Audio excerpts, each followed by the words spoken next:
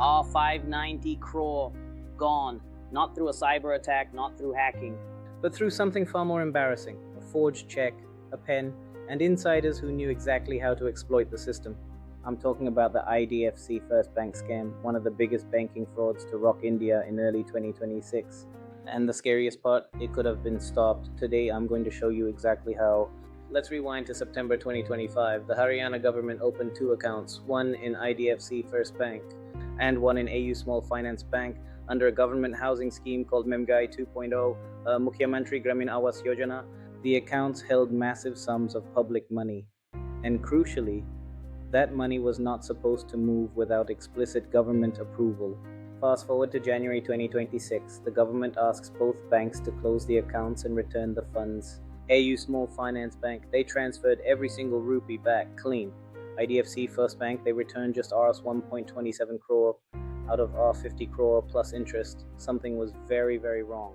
Here's what investigators found. Someone had been processing checks, signed by a senior IAS officer, DK Behera, after he had already resigned from his post on October 28, 2025. The signatures were forged.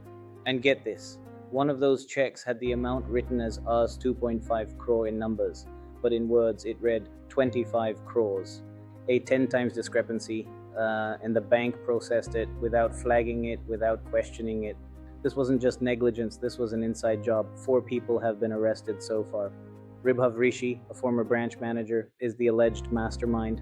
Abhay Kumar, a former relationship manager, is his alleged accomplice. And then there's Swati and Abhishek Singla, partners in a private firm. Investigators have since identified 391 suspicious transactions across more than 170 different accounts. The fallout was devastating. IDFC First Bank shares crashed 20% in a single day, wiping out or 300 crore in investor wealth. The bank's own CEO, V. Vaidyanathan, admitted on record that this was the oldest kind of fraud probably known to banking. And that's what makes it so frustrating, because the tools to stop it exist. Let me walk you through how AI could have prevented this. Number 1, AI signature verification. Modern AI models can scan a check's signature in milliseconds and compare it against a verified database.